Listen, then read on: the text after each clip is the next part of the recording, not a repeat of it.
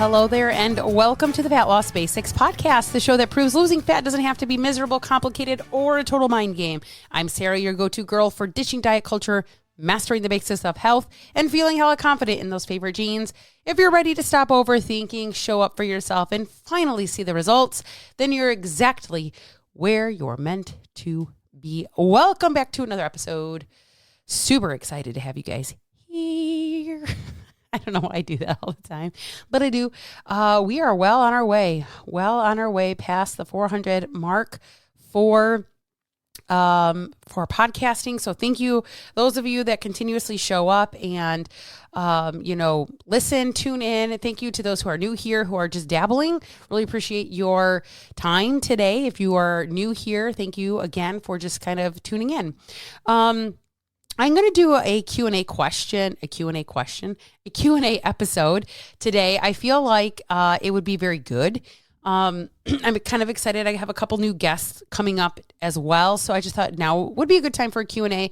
These are questions that either I get asked in check-ins. They're questions I get asked on TikTok. People constantly send me a message on TikTok. People ask me questions in my Facebook group. So, which is free if you're interested in joining it. All you have to do is go to the website, getcpfit.com, and there's a link there you can join in. So the first question we're going to do, I kind of divvied these up into a few different categories. We're going to start talking about, this question came from, her name is Rachel, and I did a whole thing on why tracking food is important, and she sent me this message. It says, what should I focus on if tracking feels too overwhelming? And this is a really good question because I constantly talk about when we are typically overwhelmed, it's because we're trying to do too much, too fast, too soon. I got that phrase from Dr. Kev. He was like episode, 8 maybe, of my podcast. And we talked about this in training where people go too hard, too fast, too soon, and they get injured. And I feel like we can replicate that when it comes to our nutrition as well. So if you are too overwhelmed by tracking your food, I actually have something called the Basics Plate method. And with this, we are literally just making sure our plate has balance, and you're kind of dividing it. If you've ever seen those plates that have like the spacers and the dividers, you kind of divide it. And there's pictures and all sorts of things. I will link it here in the show notes if you're interested in getting it. But what I'm saying though is we need to simplify this. So if tracking feels too overwhelming, there could be a few different reasons why. So this is where the context comes that could be missing here that I don't have, right? Maybe she's trying to track every single meal. Maybe her meals are too complicated. And so that becomes overwhelming, right? There could be a multitude of reasons why. Those are two of the biggest things that I see is people try to track everything when they've never tracked before, or even when they have tracked before and they've been out of it for a long time. I start very slowly with my clients. Like, hey, let's just focus on protein and let's just see what we got there. Or sometimes in the very beginning, I'm like, hey, let's just track our food and see where we're at. Like, we don't even know what to change if we haven't tracked anything. And we might not be as far off in some areas. Like maybe you're eating enough protein. Maybe you're eating, more balanced than what you think you are. We just have to make a few different tweaks, right? So just starting by tracking anything that you're eating. I think that we make this overwhelming too because we are anti diet culture, and we think that tracking automatically means diet. And I don't think it has to be this way. We can make fun out of tracking if we want it to be, and I'm not making fun of it, but making it fun. So a lot of times I play the guessing game. I see how good am I at my tracking by putting something on. I cover the number, I put something on, and I'm like, ooh, how many grams is this piece of chicken? Or how many potatoes is this? Or how much cereal is in this bowl? Or how much ice cream did I put in there? And see how close I can get. We can make it fun without it being so negative. So many people have such a negative view around tracking, a negative experience around tracking. And so they just feel like it's this other thing that I have to do to see results. Okay. And the other thing is I think that we need to keep some shit as simple as possible. So if you follow me on Instagram, Facebook, you'll notice that I do these, what I call bowls of shit. And bowls of shit are literally bowls of shit that I've put together. They're all single ingredients. So for instance, every single thing I ate yesterday was a bowl of shit. Okay. Breakfast was a bowl of shit of yogurt and berries and extra vanilla protein powder. It's a bowl of shit and cinnamon on top. Love it. Mwah. Chef's kiss. My lunch was a bowl of shit, all single ingredients, my salad, right? So my salad had lettuce, tomato, turkey, chicken, hard-boiled eggs, and dressing. All of it. Yes, it's a lot of ingredients, but it's literally you just hit tear, add the next one. Tear, add the next one. Tear, add the next one. Done. Super easy to fucking track. Very, very simple. One bowl, very easy.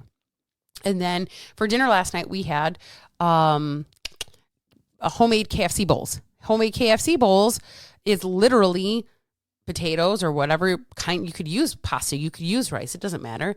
But we use mashed potatoes, little chicken bites. I use the barely there chicken or bear chicken or whatever from Costco.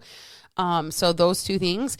And I used broccoli versus corn because broccoli has a better micro profile. It gives me more fiber. It helps me stay fuller. I can have a lot of it and it fills me up.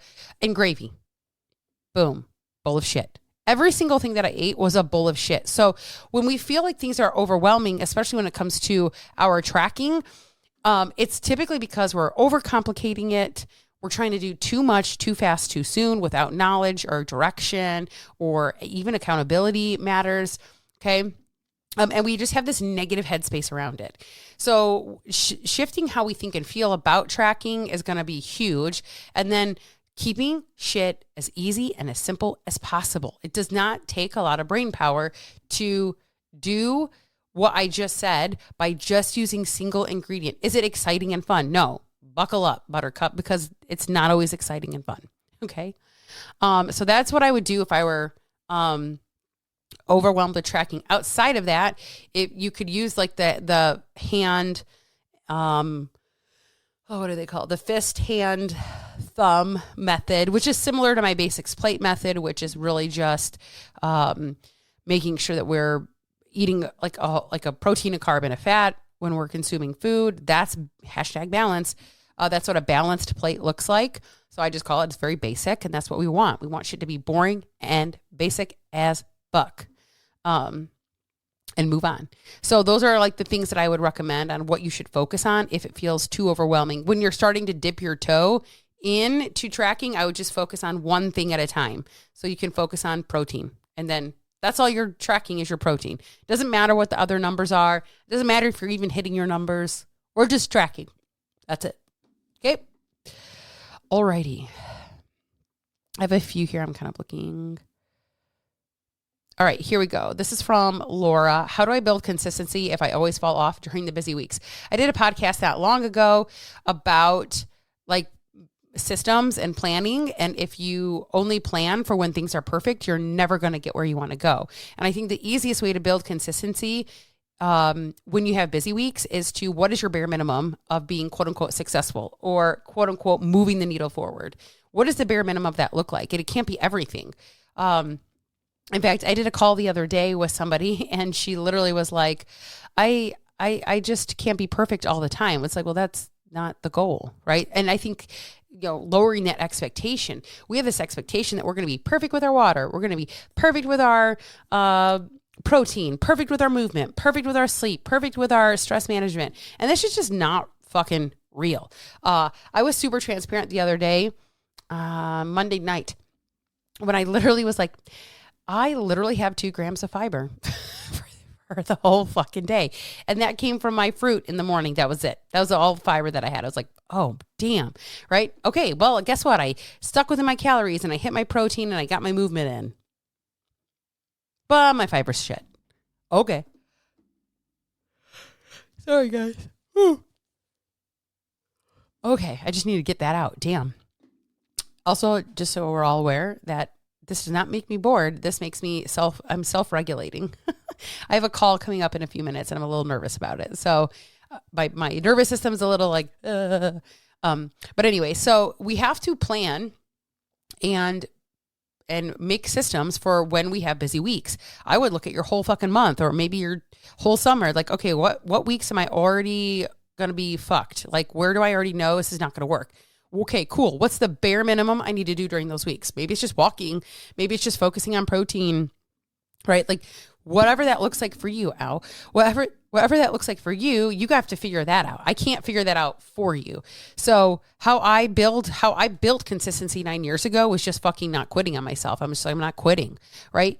If you don't quit, you can't fall off. If you don't quit, it might not look how you want it to, but you're still in the game. You're still on the field versus sitting in the stands. Those are ways to, it's a lot of just reframing how you think and feel about what is consistency and how do I build consistency for a life that looks like mine. And I think that that's where we get caught up. We're looking at all these social influencers. We're thinking like, oh my God, all these people are like so perfect in all these ways. And like, I cannot believe they do it all. I look at some people and I'm like, how do they do everything? And I'm like, here's what I know. Most of them probably don't do everything. Like the people that I'm watching that do everything probably have hired help. And I'm not trying to be a dick, but like, honestly, I don't know how you clean a 4,000 square foot house and travel and do all these extracurricular things with your children and all this stuff. I'm sorry, but I don't see you doing it all. And I could get really caught up and like, oh my God, they do all these things. And it's like, no, they don't. No, they don't. They don't. They didn't. They haven't. Whatever the case is, they can afford probably to hire somebody to help them, right? When you have people that even come to me and be like, I don't get how you do it all. The answer is I don't do it all. I figure out what is my low-hanging fruit and fucking go for it. Right? Like I'm not perfect every day. I just told you I got 2 grams of fiber on Monday. Like, hello, right? That is how I build. Does that mean like, oh my God, I got 2 grams of fiber. I fucking quit now. I can't pay attention to my fiber anymore because now I've only had 2 grams of fiber. Fuck it all. No, I'll just have to wait till next Monday. No. Consistency isn't about getting it perfect every day. It's about showing up again and trying. And then you show up again and you try. And then you show up again and then you try. And then you show up again and you try. That is what building consistency looks like. Okay. So you build consistency by literally planning for the shittiest fucking times. Pick your lowest hanging fruit. Figure out what is a bare minimum, that times fast, that I have to have that's going to keep me in this. And that's what you do. And that's it. And you be good with it. Like that's the whole, it's all mindset shifting. That's all this is. All right. Ooh, this is a really good one. This one's from Jenna. This was on TikTok. How do I stop feeling guilty every time I eat something off plan? My best advice here is stop taking food off the table that is not quote unquote on your plan. Why do we have off plan foods? Every food that we love and enjoy should be in our plan, some way, some shape, somehow, some meaningful, whatever. It should be there, right? Like I even know like I recently the other day bought these Twix and Milky Way ice cream bars, right? This could be a one bang or 1-2 bang punch for getting an ice cream and a candy bar in, right? They're 160 calories. It's not terrible for a whole fucking candy bar. That's an ice cream bar. Why not? You can have ice cream and a candy bar almost every day for 160 fucking calories. That sounds like awesome sauce to me, right? So when I hear people using this language of, I feel guilty every time I eat something off plan, right? These are the same people that use a word like cheat meal or those kinds. We're not doing that here. I don't do that in any of my programs. I never teach off-plan foods. I never teach these are good foods, these are bad foods. It's like, I like this food. How do I incorporate it in here? Maybe it's not as often or frequent as I'd like it to be, but I can still fucking eat it, right? We do Pizza Wednesday every fucking Wednesday. Certain things that I've done is I buy pizza at Aldi, and then I also buy pizza at Little Caesars, and pizza now has these like pizza puffs, and they're like little cupcake cupped pizzas, and the macro profile is pretty fucking solid, decent amount of protein. I can eat 4 of them and I'm very happy. I'm very satisfied. And it's less than 600 calories for 4 of those little pizza puffs that are like a cupcake, literally cupcake size. Bango boongo, easy to track, easy to fucking pay attention to, easy to portion out what I get, easy then to not feel like I'm quote unquote missing out, easy for me to not be off plan and still eat foods that I love, right? We have to get out of this like I'm eating off plan style shit. This is not what we're doing here. Okay. So I would first give you advice to whatever this food is that's off plan, take it off plan and put it on plan. And how do you do that? Well, that depends on what it is, right? So like I just told you, if you like ice cream bars and if you like ice cream and you like candy bars and like that's your vice, whatever, go buy a single serving. And I'm sure they have them at like 7-Eleven or some of your grocery stores where it's a single serving of one ice cream bar, or buy the pack. It's literally $160 or 60 calories per bar. That's it. Super solid, super delicious. Okay. Here we go. Let's go on to some more like emotional things or food relationship. How do I stop? Can I lose? How do I know? Oh, this one's really good. So this one is by Tara, close to Sarah. This one here is, how do I know if I'm emotional eating or I'm just hungry? Ooh. So a lot of this has to deal with how long we have suppressed our fucking hunger cues for like our whole life. Told ourselves we're not hungry when we are, continue to eat when we aren't. And the very first thing we have to do is start understanding what our body is telling us again. That can be a process. So I'm not going to sit here and be like, oh, you need to start listening to your body. Like that's a whole process. But one way and one quote unquote like trick I would give my clients is ask yourself, would I eat an apple right now? Would I go eat fruits and vegetables? Would I eat, a piece of protein or whatever? If the answer is like, no, that doesn't even sound good. I just want this thing over here.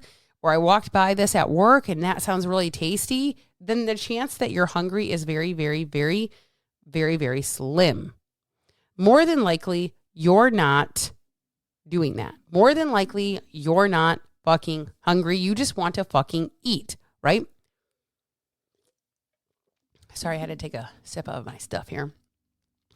Another way is to ask yourself, what am I feeling right now? Like, did something just happen in my life that makes me want to do this? Did I not sleep well last night? Did I have an argument with my spouse or get in trouble at work or, hash it out with my kid or the bill came or whatever? Like, we are literally just moments away from that. We are literally just moments away from emotionally eating, especially those of us that are embedded in it. And those of us that are ingrained in emotional eating, you're just one moment away.